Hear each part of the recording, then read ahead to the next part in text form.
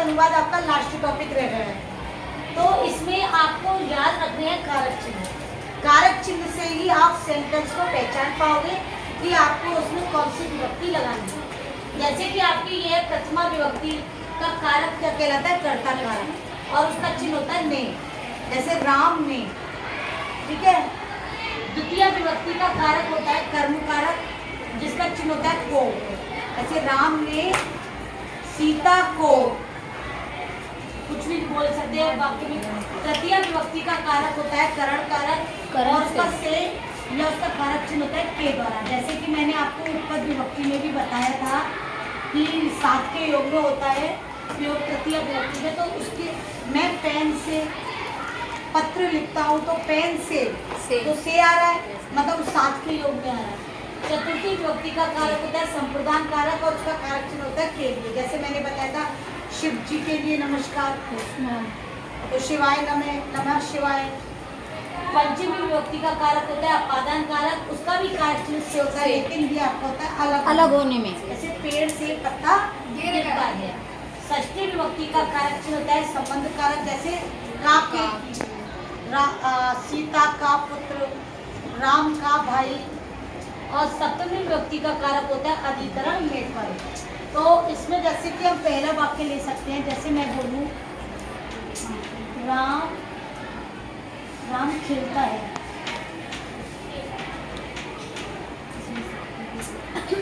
या इसका हम सेंटेंस ये भी कर सकते हैं राम ने खाना खाया।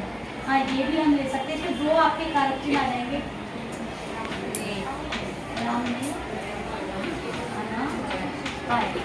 अब देखो दोनों में एक अंतर है। ये वाला आपका सेंटेंस है जो वाक्य को बिल्कुल सिद्ध है। राम खेलता है, तो कौन खेलता है? राम। तो कर्ता कारक है, खेलने का काम कौन कर रहा है? राम। तो राम में आपकी आ जाएगी प्रथमा विभक्ति, राम है। खेलने को क्या बोलते हैं? अब आपको ये धातु रूप इसलिए मैं बोल रही हूँ, तो राम में प्रथमा विभक्ति का एक वचन है, तो धातु भी आपकी इसमें आ रहेगी प्रथम पुरुष एक वचन, क्योंकि एक वचन की है।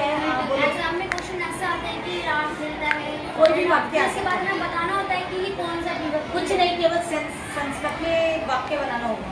तो राम खेलती, हाँ आप खेलती भी कर सकते हो, क्योंकि खेल भी धातु होती है। मैंने 6 में करवाई। अब देखो एक है, इसमें देखो कारक चिन्ह इसमें तो दिखाई नहीं दे रहा है, लेकिन इस वाक्य में राम ने खाना खाया तो दिखाई दे रहा है। ने किसके साथ आ रहा है? राम करता, तो नहीं आ रहा है, तो इसमें कर्ता कारक आ जाएगा। राम ने खाना खाया, तो किसको खाया? खाने को खाया। तो जिसको खाया वो कर्म कारक है, क्योंकि कर्म को कारक चिन्ह यहाँ तक दिखाई नहीं दे रहा है, लेकिन इसमें छुपा हुआ है को। आ रहा है ना समझ में? क्योंकि राम ने खाया, किसको खाया? खाने को। तो क्या रहेगा? भोजनम। अब खाने को क्या बोलते? भोजन बोलते। लेकिन वो कर्म कारक है, इसलिए कर्म कारक में आपने देखा कि कौन सी विभक्ति आती है? द्वितीय विभक्ति। तो राम ने खाने को खाया, तो खाने को बोलते भोजन। भोजन इसकी द्वितीय विभक्ति हो जाएगी भोजन। अब राम है आपका पद एक वचन में है, एक वचन में है, तो कर्ता जब अगर एक वचन में, तो क्रिया भी एक वचन में आएगी। सॉरी, खाद्य। अब देखो ये ध्यान रखना, कर्ता जिस पुरुष और वचन में हो, मेन तो आपको वचन याद रखना। अगर एक वचन में करता है तो क्रिया भी एक वचन की है। राम अकेला है, ठीक है। जैसे ये हो गया हमारा द्वितीय विभक्ति का भी हो गया, इसमें होगा द्वितीय विभक्ति का भी। तृतीय है, मैंने आपको बता दिए थे राम, या राम के अलावा हम कुछ और भी ले लेते। सीता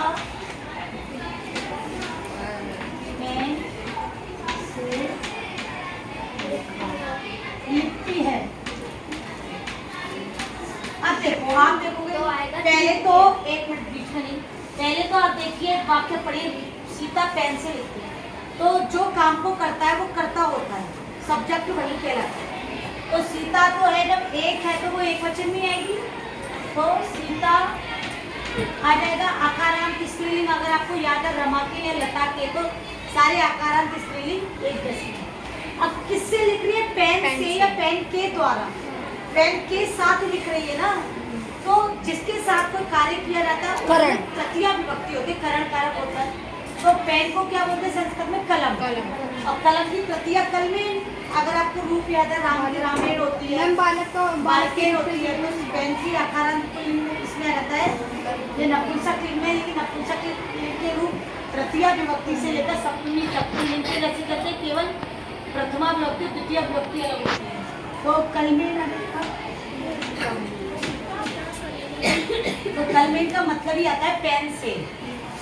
और सीता एक है, कर्ता कारक अगर एक है तो क्रिया भी एक वचन में आएगी। तो अच्छा लिखती है मैंने ये संस्कृत की तरह से लिखी है ना, सीता कलमेन लिखती है।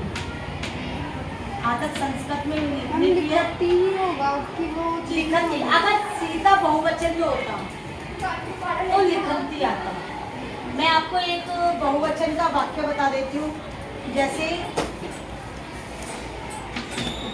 बच्चे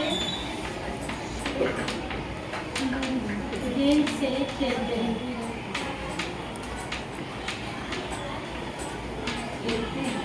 अब देखो ये क्या बोला है मैंने? बच्चे। बच्चे का मतलब है बहुत सारे बच्चे हो गए। तो बच्चों को क्या बोलते हैं? बालक बोलते हैं। लेकिन क्या है? बालिका बहुवचन का करता है ना, बच्चे बहुत सारे हैं, तो क्या रहेगा? बालिका। किससे खेल रहे? गेंद से। एक गेंद है, गेंद कितनी है? बहुत सारे बच्चे एक गेंद से खेले तो कंदुकेल आ जाएगा, आ जाएगा ना कंदुकेल। खेलने को आपको पता है क्रीड होता है, लेकिन बच्चे बहुत सारे तो क्रीडती क्रीडता क्रीडंती। बच्चे बहुत सारे तो क्या रहेगा? ये आपको धातु रूप जितने याद करोगे तब आपको धातु क्रिया इंग्लिश में वर्ग बोलते हैं। ये चीजें धातु याद करोगे तो आपको पता चले। तो ये आपको आने चाहिए। यहाँ तक आपका हो गया।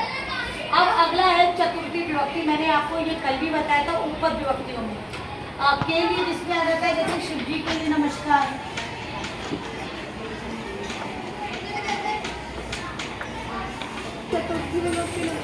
हाँ तो के लिए आ रहा है। किसके लिए नमस्कार? शिव जी के लिए। गणेश के लिए नमस्कार तो बताया था, वो तो मैंने नमः की चतुर्थी तो नमः शिवाय आ जाएगा। ओम नहीं आएगा, इसमें नहीं आएगा। ठीक है, ये रेस कर दूं? लता घूमने के लिए जाएगी। पहले तो ये वाक्य पहचानो, जाएगी मतलब है भविष्य काल। भविष्य काल को संस्कृत में बोलते हैं लिरिट लता, जिसके रूप चलते हैं आपके इष्यति इष्यते इष्यति, जैसे पटिष्यति पटिष्यते पटिष्यति। अब आप देखो लता एक है, लता घूमने के लिए घूमने के शब्द के साथ आ रहा है यहाँ पर भ्रमण आएगा। अब जाएगी तो लता एक है, जाएगी तो रूप चलेगी। जाना का मतलब है गम धातु, लेकिन वो बाकी के लकारों में गच्छ से चलते हैं, लेकिन लिरिट लकार में चल जाएगा भविष्यति। एग्जाम में ऐसे भी, हाँ जी, वो मूल धातु से ही बनते हैं लिरिट लकार, तो एग्जाम में ऐसे भी आ जाएगा। ये वाली चीज है ना, इसका भी ध्यान रखना कि लता घूमने के लिए जाएगी, लता भ्रमणाय गमिष्यति। ओके, अगर ये वाक्य थोड़ा सा और चेंज रहे, इसको मैं चेंज कर रही हूँ। अगर ये अगर आए लता घूमने के लिए गई, गई का मतलब है गई, जा चुकी है। लता घूमने के लिए जा चुकी है, या ये कर लो जा चुकी है, जा चुकी है। तो इसका मतलब है पास्ट टेंस, मतलब भूतकाल। भूतकाल को संस्कृत में क्या बोलते हैं? लंग लकार। तो इसका क्या हो जाएगा लंग लकार में? अब आप बताइए लंग लकार के रूप चलते हैं तो अगच्छत, अगच्छता, अगच्छत। तो अगच्छत आ जाएगा क्योंकि लता एक है, रूप याद करेंगे तो लता भ्रमणाए अगच्छत, जा चुकी है या गई। तो एग्जाम में इस चीज का विशेष ध्यान रखना, लकार जरूर देखिए। अगर लट लकार है, वर्तमान काल इंग्लिश में प्रेजेंट टेंस करा है तो आपने पढ़ा ना, ताते आता है तो प्रेजेंट टेंस में होता है। अगर आपका गा गे गी आता है तो आपके फ्यूचर टेंस